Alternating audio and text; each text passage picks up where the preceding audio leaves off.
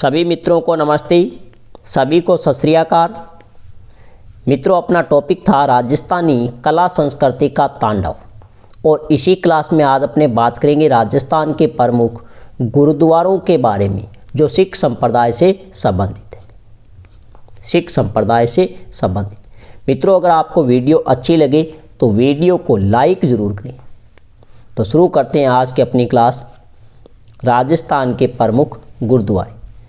तो सर्वप्रथम हमारे पास में गुरुद्वारा आता है कौन सा मित्रों, वेरी इंपॉर्टेंट है, बुड्ढा जोहड़ गुरुद्वारा। बुड्ढा जोहड़ गुरुद्वारा तो ये कहाँ पर है? डाबला गांव के निकट, रायसेनगर तहसील, श्री गंगानगर। देखिए मित्रों, इसका निर्माण ध्यान रखना 1954 में फतेह सिंह ने सिखों के बुड्ढा बाबा के नाम पर करवाया। 1954 में फतेह सिंह ने सिखों के बुड्ढा बाबा के नाम पर करवाया। और ध्यान रखना, बुड्ढा बाबा के आदेश से यहाँ पर जो सिख संप्रदाय के जत्थेदार है उन्होंने मस्सा रंग का सिर काट कर लाए थे। यहाँ पर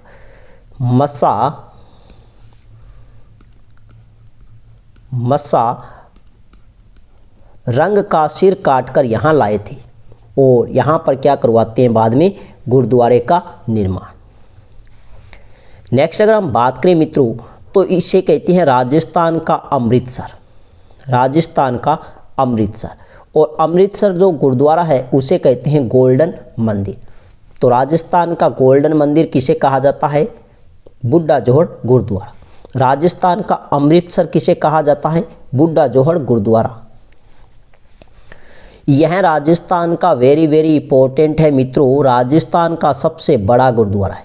अगर आपसे पूछे राजस्थान का सबसे बड़ा गुरुद्वारा कौन सा है तो सबसे बड़ा गुरुद्वारा कौन सा है? बुड्ढा जोहड़। ये ध्यान रखना, वेरी इंपॉर्टेंट। यहाँ पर मित्रों मेले की अगर हम बात करें तो प्रत्येक माह की अमावस्या को मेला लगता है, लेकिन ध्यान रखना सबसे बड़ा मेला लगता है हरियाली अमावस्या को। शानदार प्रश्न है, वेरी इंपॉर्टेंट प्रश्न है। मेला कब लगेगा? प्रत्येक माह की अमावस्या को। लेकिन प्रश्न पूछा जाता है कि राजस्थान में बुड्ढा जोहड़ गुरुद्वारे में सबसे बड़ा मेला कब लगता है?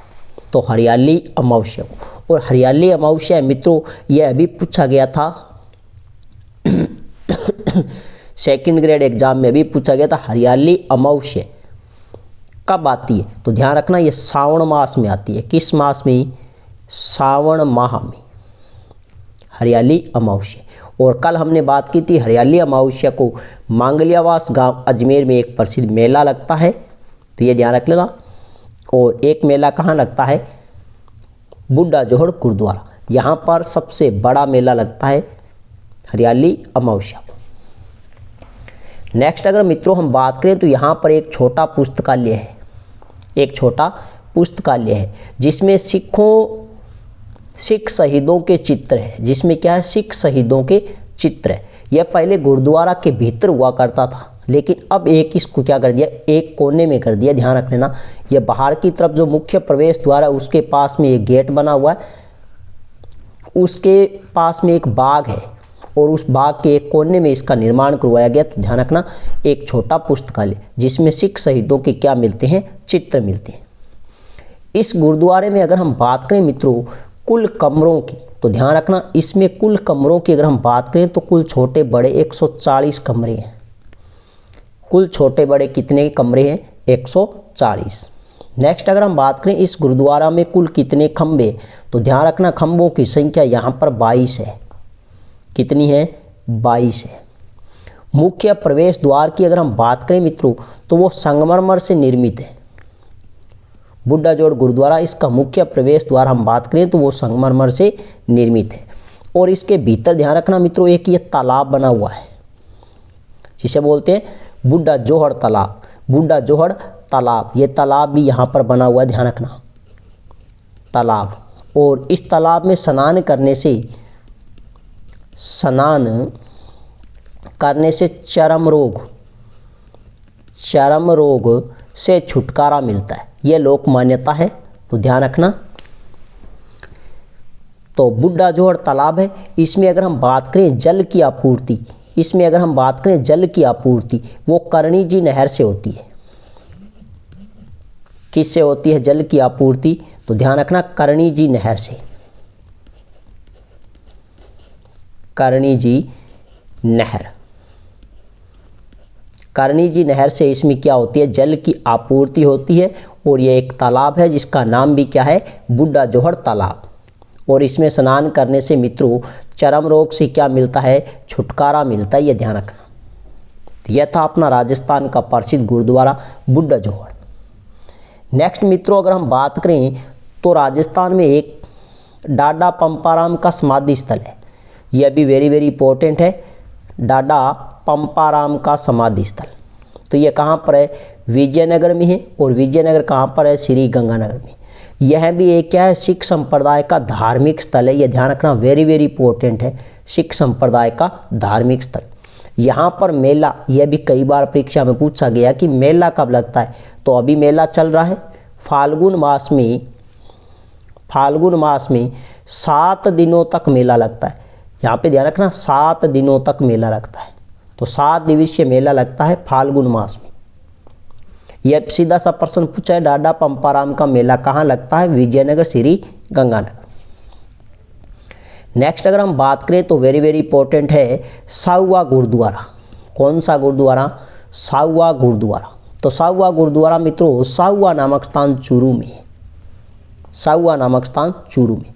लेकिन इसकी मुख्य बात यह ध्यान रखना, वेरी वेरी इंपॉर्टेंट आती है, राजस्थान में सिख संप्रदाय का सबसे बड़ा मेला, राजस्थान में सिख संप्रदाय का सबसे बड़ा मेला अगर पूछे तो साहुआ गुरुद्वारा चूरू, साहुआ गुरुद्वारा चूरू। राजस्थान का सबसे बड़ा गुरुद्वारा बात करें तो बुड्ढा जोहड़ गुरुद्वारा। ये ध्यान रखना, राजस्थान का सबसे बड़ा गुरुद्वारा पूछे तो बुड्ढा जोहड़ है। और राजस्थान में सिख संप्रदाय का सबसे बड़ा मेला पूछे तो वो साहुआ चूरू में है। और बुड्ढा जोहड़ में सबसे बड़ा मेला पूछे तो सावन मास की अमावस्या, जिसे हरियाली अमावस्या के नाम से जाना जाता है, यहाँ पर मेला, ये भी ध्यान रख लेना, वेरी वेरी इंपॉर्टेंट है। अन्य सभी जो गुरुद्वारों के जो मेले हैं मित्रों वो अमावस्या को लगते हैं, लेकिन यह मेला कब लगेगा? कार्तिक माह की पूर्णिमा को, वेरी वेरी इंपॉर्टेंट। तो साहुआ गुरुद्वारा है, यहाँ पर मेला लगता है कार्तिक माह की पूर्णिमा को। और यहाँ राजस्थान में सिख संप्रदाय का सबसे बड़ा मेला है। नेक्स्ट अगर हम मित्रों बात करें तो शेर शिकार गुरुद्वारा। हमारे पास में कौन सा गुरुद्वारा है? शेर शिकार गुरुद्वारा। यह मचकुंड नामक स्थान धौलपुर में है। शेर शिकार गुरुद्वारा कहाँ पर है? मचकुंड नामक स्थान धौलपुर। यहाँ पर ध्यान रखना मित्रों, सिखों के छठे गुरु हरगोविंद सिंह जी, सिखों के छठे गुरु हरगोविंद सिंह जी 4 मार्च 1962 में ग्वालियर से आते समय यहाँ ठहरे थे, ये ध्यान रखना। तो शेर शिकार गुरुद्वारा है, मचकुंड नामक स्थान धौलपुर में है। और यहाँ पर ध्यान रखना सिखों के छठे गुरु कौन से? हरगोविंद सिंह। हरगोविंद सिंह 4 मार्च 1962 में ग्वालियर, ग्वालियर कहाँ पर पड़ता है? एमपी, ग्वालियर एमपी मध्य प्रदेश से आते समय यहाँ रुके थे या ठहरे थे। और क्या किया? यहाँ पर एक ही वार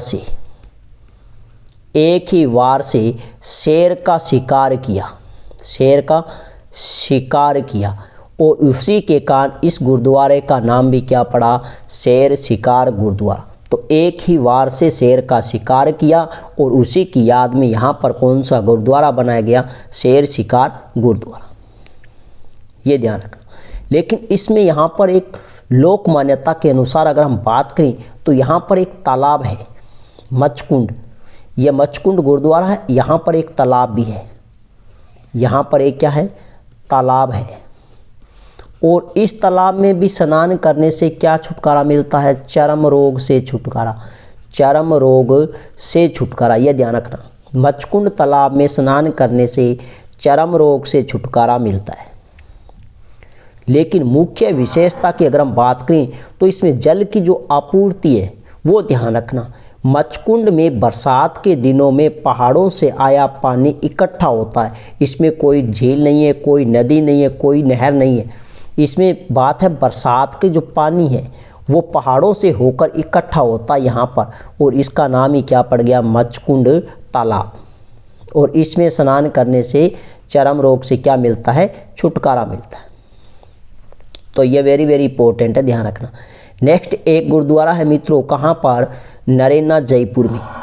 एक गुरुद्वारा कहाँ पर है, नरेना जयपुर में। नेक्स्ट है मित्रों एक गुरुद्वारा हनुमानगढ़ में है, सुखा सिंह मेहताब, सुखा सिंह मेहताब गुरुद्वारा, और यह कहाँ पर है, हनुमानगढ़ में टाउन, हनुमानगढ़ टाउन में है सुखा सिंह मेहताब गुरुद्वारा।